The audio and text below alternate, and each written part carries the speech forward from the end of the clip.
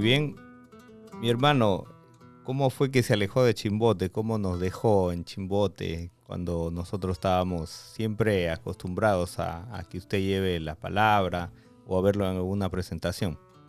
Bueno, en mi corazón siempre había un sentir de ir a la ciudad de Lima, ¿no? Porque tú sabes que hay que ser realista. El Perú es un país bien centralizado. Aún en el ministerio de Lima, por ejemplo, puedes recorrer para el sur, para el centro, para el norte. Y acá en el norte estamos a un extremo. Y había un anhelo en mi corazón de predicar en la capital. Y no tenía puertas abiertas prácticamente. Entonces yo paso mi desierto en lo económico. Cierro el local comercial que tenía, el local principal, y decido irme a Lima, ¿no? Y digo, en mi corazón dije yo, orando a Dios, le digo, Señor, si tú me has llamado en Lima, tú vas a abrir puertas. Pero no de esa manera. Pero me fui, no fue fácil, ¿ah? Fui prácticamente a empezar de nuevo. Porque de pronto nos acordamos que ya no habían los equipos, No, nada, ya no había la movilidad.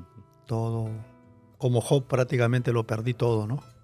Pasé esa prueba, ¿no? Lo perdí todo, me fui a pasar un desierto a Lima, a empezar de cero en todo aspecto, tanto en el aspecto espiritual, en el ministerio, como en el aspecto material, ¿no? ¿Cómo lo tomaron acá los hermanos cuando usted decía cancelaba presentaciones o...? No, yo lo que hice fue solamente cambiar de número, eso fue en mi corazón. Digo, yo cambio de número, habilito los números de Lima y cuando llamaban al número que tenía antes, bueno, salía que ya estaba fuera de servicio. No hice otra cosa, nunca me llamaron porque desde que me fui a Lima yo cambié de número. Pero en ese tiempo, ¿puede decir el año? No me acuerdo. Año 2004, a fines. Fines del 2004, cambiar de número era desaparecer digitalmente. Claro, yo desaparecí prácticamente, entonces los hermanos aquí muchos años no han sabido de mí. No se han despedido, más o menos. No nos hemos despedido, algunos oraron, como siempre hay, ¿no?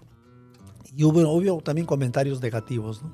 No sé de dónde salieron, que hablaban cosas negativas. Claro, porque sí, querían rellenar seguro la historia cuando usted por lo pronto desaparezco del ambiente cristiano acá, pues.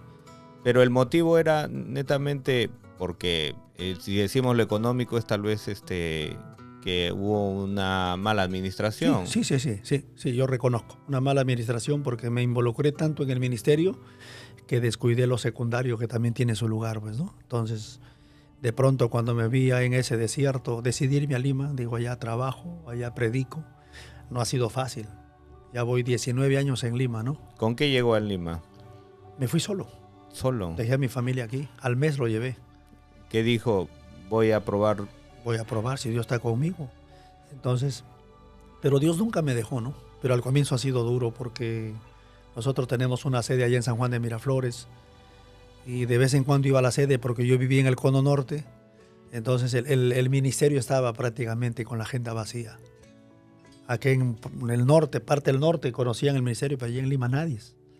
Entonces imagínate, empezar de cero. Y ahora por la gracia de Dios estamos predicando en Lima también, ¿no?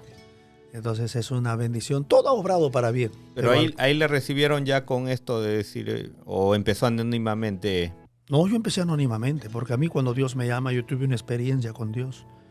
Y ese fue el trato de Dios conmigo, eso no es doctrina, Dios trata con cada uno de diferente manera, pero de acuerdo a sus principios bíblicos, ¿no? Conmigo el trato fue en la experiencia que yo tuve, Dios me dijo, tú vas a ir donde te inviten, tú vas a ir donde yo te abra la puerta, si no te invitan no te mueves. Entonces el reto fue así, yo le dije a Dios, si tú me has llamado, acá yo no sé qué hace, Señor, pero el ministerio sigue. Entonces, cuando yo fui a congregar una iglesia cerca donde vivía, por el Cono Norte, yo nunca dije soy evangelista. Nunca me identifiqué como evangelista. Para que digan acá tenemos un predicador y lo vamos. Nunca. Porque le hubiera facilitado algunas cosas. Pero eso era para, me decía, para que Dios confirme el ministerio. De repente lo hice bien, lo hice mal, pero nunca me identifiqué. Y un día el pastor no sé qué vio en mí, dijo, acá el hermano que siempre está viniendo, dijo, vamos a invitarle que predique en la célula. Y por ahí empezó nuevamente Dios a activar. Y cuando usted se desempeñó, me imagino, en la oratoria, que lo movía muy bien, manejar a 3.000 personas en el Paul Harris, en otros eventos de estadio. Era una célula de 10 personas, me supongo. Bueno, Dios cuando te llama al ministerio, pues te da esa gracia, ¿no?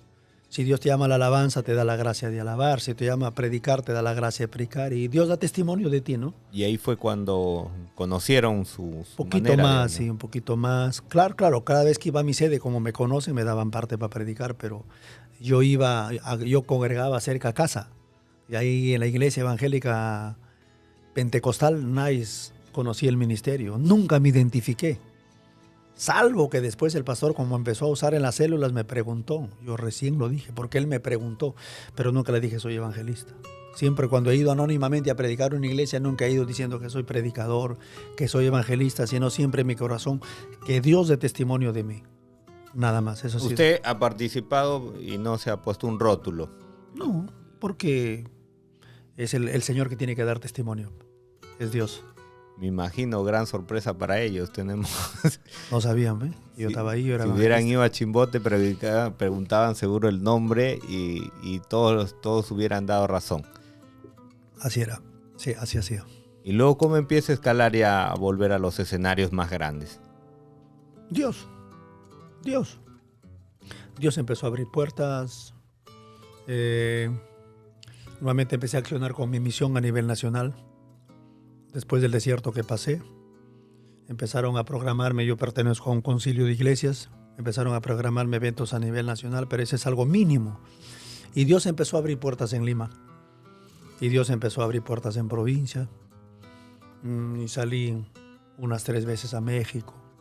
Me sacó fuera de Perú a Chile, Ecuador. No, ya hace algunos años que no salgo fuera de Perú, pero mira lo que hizo Dios, ¿no? ¿Y cómo fue su regreso a Chimbote? Cada vez que hay invitaciones.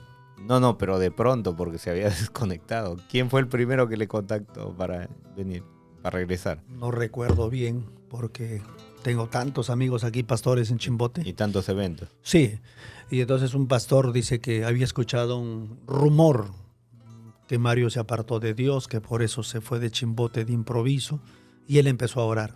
Señor, ¿es verdad o es mentira que Mario ha caído de tu gracia? Porque no falta muchas veces en el evangelio, ¿no? Hay personas que solo Dios sabe, hablan sin pruebas. Por ejemplo, de Jesús decían demonio tiene, pero sin argumentos, sin pruebas, ¿no? Hablaban cosas de Jesús siendo perfecto, imagínate de nosotros. Entonces dice que el pastor empezó a orar y Dios le mostró en un sueño que era mentira, que el ministerio estaba siempre en actividad y me invitó. Y de ahí, poco a poco. Se pasaron la voz. Sí, ya Dios es el modelo de Jesús, ¿no? Cada vez que Jesús predicaba, Dios hacía cosas, ¿no? Jesús siendo Dios, salvaba, sanaba, libertaba, la fama corría. Ese es el modelo de Dios. Dios te usa, Dios te respalda, Dios da testimonio de ti y eso abre otras puertas. No es el marketing, ese es el modelo de Dios. Sí. Yo me imagino, sí, entrando a la radio por primera vez y encontraba un paquete. Creo que eran 3 cajas. Y encontrabas las cajas y en cada caja había un tema. Y decía Evangelista Mario Tirado. Y ahí salía el tema. Y sí, yo lo ponía a veces según los horarios. Y las otras lo traía a casa a escucharlo. Y para mí ha sido de mucha bendición. He aprendido mucho en ese campo. Todavía tiene sus producciones usted de prédicas. Sí, ahora y en YouTube. Ahora en YouTube ahí se me pregunta, le digo entre como Mario Tirado Pérez, segundo Mario Tirado Pérez. Hay decenas, no cientos, decenas de prédicas. Y me dice, hermano, lo puedo bajar, lanzar por la radio, por un altoparlante. Hágalo. Lo importante es que la palabra corra, ¿no? ¿Qué cualidades tiene que tener un evangelista? Primeramente ser llamado por Dios. Porque si no tienes llamado de Dios, estamos hablando que de repente no tienes ese ministerio. Todos tenemos el llamado a predicar, ¿no? La Biblia dice, haz obra de evangelista. La gran comisión es para todo el pueblo de Dios, para todo. Pero el ministerio evangelístico es un ministerio definido, que te lo da Dios. Y si tienes el llamado, Lo único que tienes que hacer es ponerte en las manos de Dios. Disponibilidad. Si no hay disponibilidad, Dios no te puede usar, pues. Tú dices, no tengo tiempo, te llama al ministerio, de repente tus temores, y yo tengo familia, y de qué ingreso voy a tener, entonces Dios no te va a usar. Pero si tú estás disponible, ya Dios en el camino va despertando talentos que están escondidos, está perfeccionándote en algunas áreas. Entonces, para mí lo más importante es tener el llamado, no lo digo a manera de testimonio, Dios es testigo, tener el llamado, que es un llamado por gracia, ¿no? A veces el que menos califica, Dios lo llama para evangelista. Y número 2, disponibilidad. Si hay disponibilidad, Dios puede tratar en cualquier área de tu vida, Dios puede perfeccionarte, pero con gente que no está dispuesta, Dios no puede tratar. No puede ser las predicaciones cuando pueden, sino que siempre estar disponible. Claro. Porque los eventos que tienen son puertas abiertas, ¿no? Para que pueda uno predicar. Son públicos. Y me imagino algunas anécdotas que tenga como evangelista, una que nos pueda compartir, una de las más impresionantes tal vez. Acá nosotros estábamos predicando con una iglesia de Asamblea de Dios que hay en La Libertad, no recuerdo el nombre. La campaña era a 2 cuadras de la playa, un frío terrible, en La Libertad. Unos meses después de la campaña del Paul Harris, Dios empezó a abrir puertas. Esa campaña fue como una confirmación del ministerio y Dios empezó a abrir puertas en toda la ciudad. Y teníamos esa campaña y el ambiente no estaba tan bueno, por el mismo frío, ¿no? El clima estaba... El clima, había poco público, entonces es una lucha del predicador, aunque no lo crea, ¿no? El enemigo empieza a atacar, nadie se va a entregar, hay poca gente, hace frío. Entonces viene a sembrar la duda, el temor. Yo recuerdo que hice el llamado, estoy orando por los enfermos, y subieron a un niño paralítico, tendría unos 6 años, al estrado, que no podía andar. Y oramos y la criatura empezó a caminar. En su delante usted... Sí, se paró y bajó del estrado y empezó a correr, y eso se hizo, pero un alboroto terrible, un loquerío. De los pocos que habían.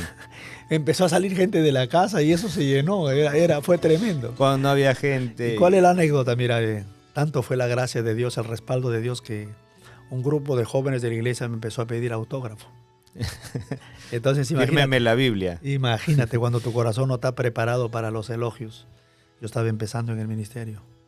Entonces, eso es una anécdota donde que más difícil es soportar una crítica, una calumnia, que soportar un elogio. Donde ahí tú tienes que darle la gloria a Dios. Ahí está como primero. Decía esa palabra frustrante. ¿Es frustrante cuando alguien no se convierte? Bueno, desde el punto de vista bíblico, lo sembraste es la palabra, ¿no? Fue sembrada la palabra, ¿no? Se cree que Noé predicó años y nadie se entró en el arca. Nadie se entregó. Pero fue sembrada esa palabra para que la persona también no tenga excusas. Pero, claro, hablaríamos de motivación, de bendiciones, que un alma venga a Cristo, ¿no? Al menos uno.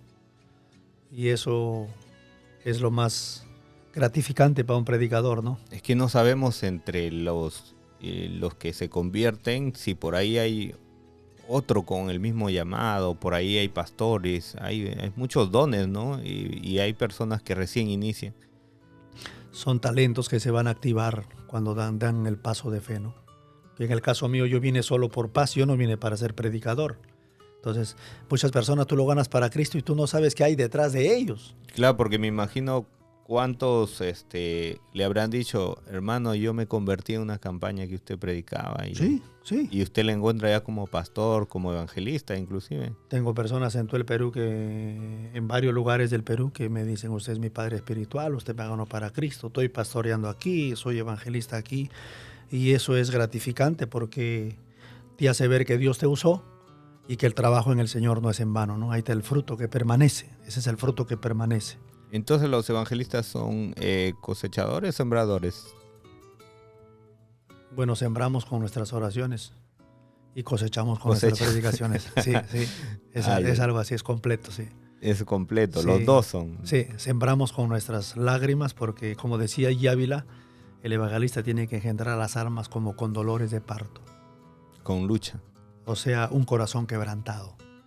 Entonces Dios me lleva a la multiplicación de los panes y los peces, donde el Señor agarra los panes y los quiebra.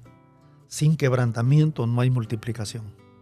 porque se hubieran hecho enteros, pero no, él no, lo no, rompió. entero no lo multiplica quebrado. Y ese pan quebrado representa la vida del evangelista. Que el evangelista tiene que ser quebrado, redarguido, rendirse, rasgar el corazón, y ahí está engendrando almas. Y cuando va a predicar, ya va a cosechar lo que sembró en oración. Entonces ahí está, es algo integral, ¿eh? No solamente es predicar, sino primeramente sembrar con tus oraciones, pero esas oraciones donde el corazón es ministrado por Dios, ¿no? Para que ponga compasión y misericordia a la hora de predicar.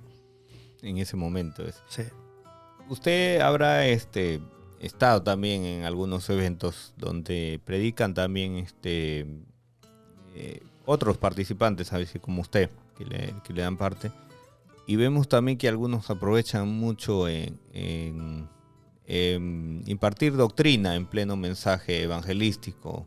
¿Cómo lo ve usted eso? Puede ser un poquito falta de conocimiento o falta de preparación, porque Dios es un Dios de orden, ¿no? Y todo es importante y necesario dentro de su debido momento, ¿no? Entonces el mensaje afuera en la calle es un mensaje evangelístico.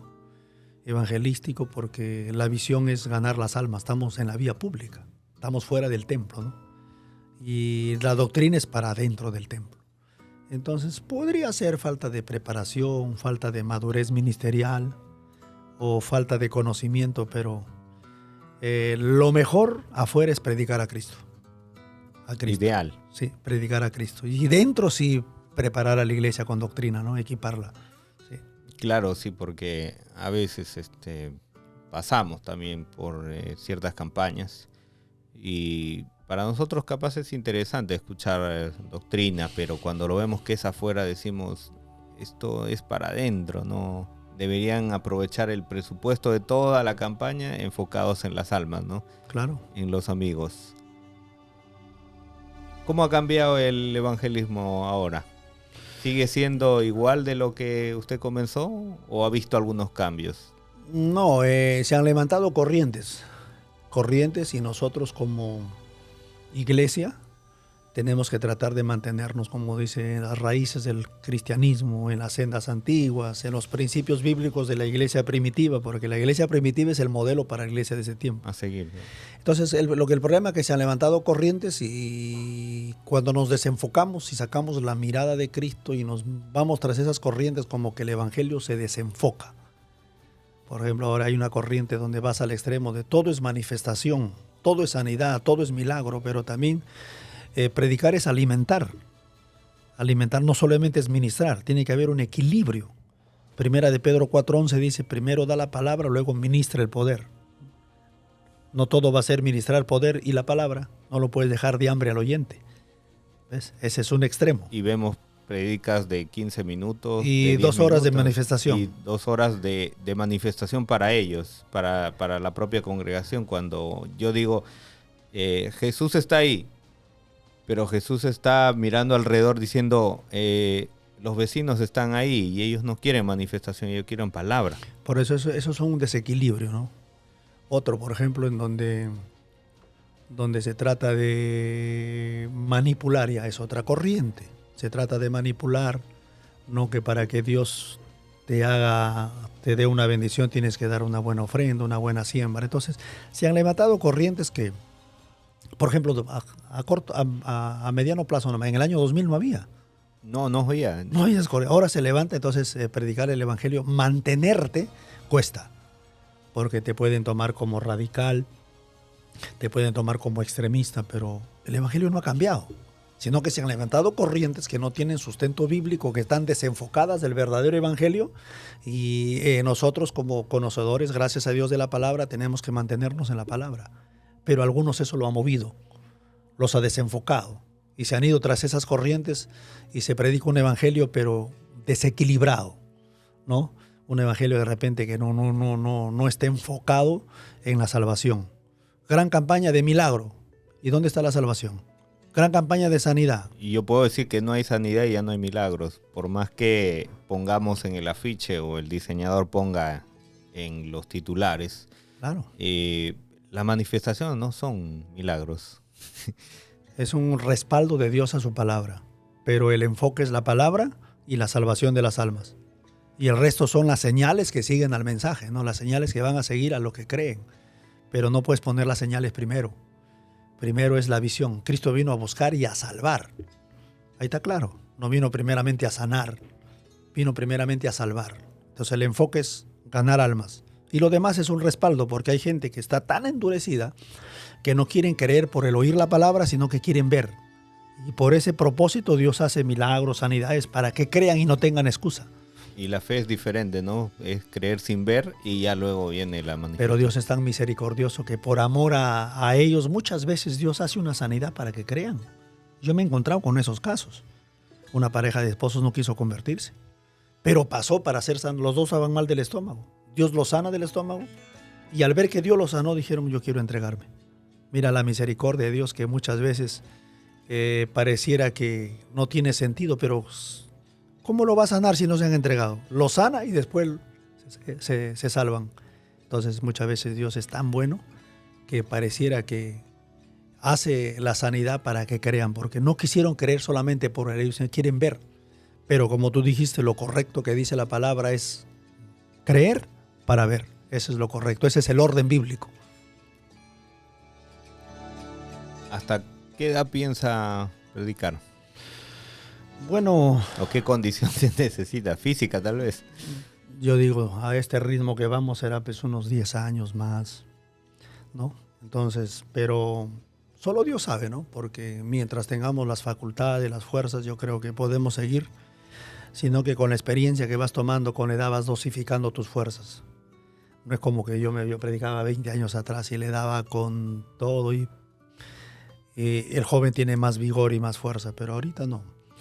Pero si el Señor tarda en venir, de repente unos añitos más, y algún momento ya me sentaré a pastorear ya, ¿no? Ahí. Porque tenemos ese ministerio, ¿no? Pastorear ya, pero por el momento estamos abocados en el evangelismo. Estamos 100% en el evangelismo, involucrados totalmente.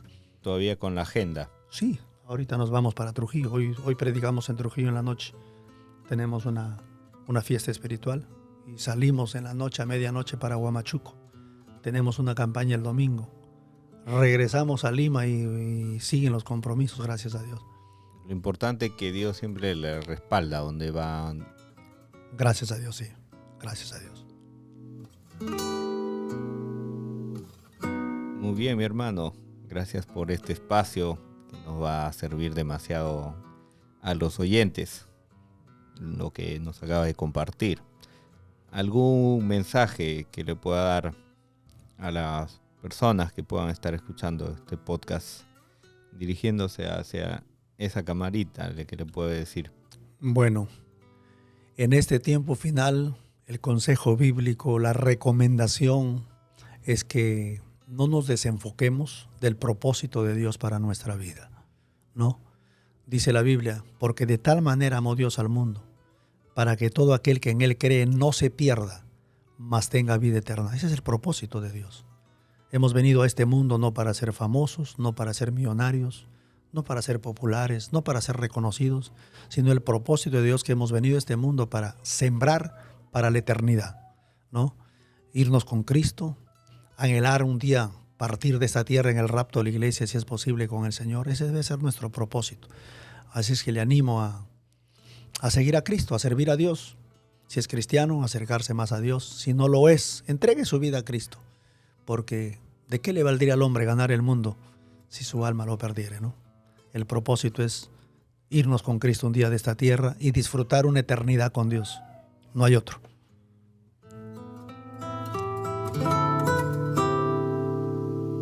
Muy bien, mi hermano. Gracias por hacer esta pausa de su viaje y poder regalarnos este tiempo.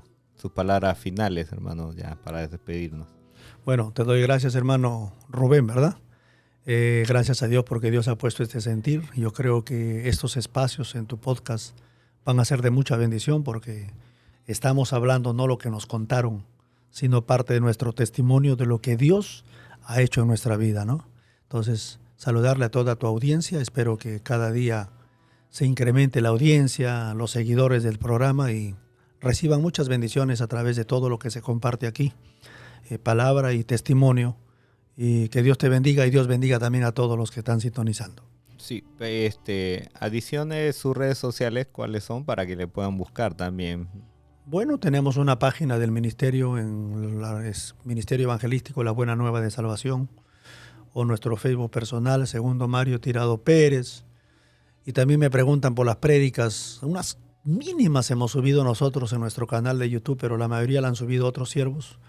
Pueden entrar a YouTube y ver ahí prédicas de Mario Tirado Pérez o de Segundo Mario Tirado Pérez. Hay poco más de 100 prédicas en YouTube. ¿De cuántos años de ministerio? Convertido tenemos 34 años, desde el año 91, pero confirmado el ministerio evangelístico debemos tener unos 26 años más o menos. Muy bien, ahí lo pueden encontrar a nuestro hermano y seguir siempre ahí las prédicas y recomendar. Muchas gracias por acompañarnos en este espacio. Hasta el próximo episodio.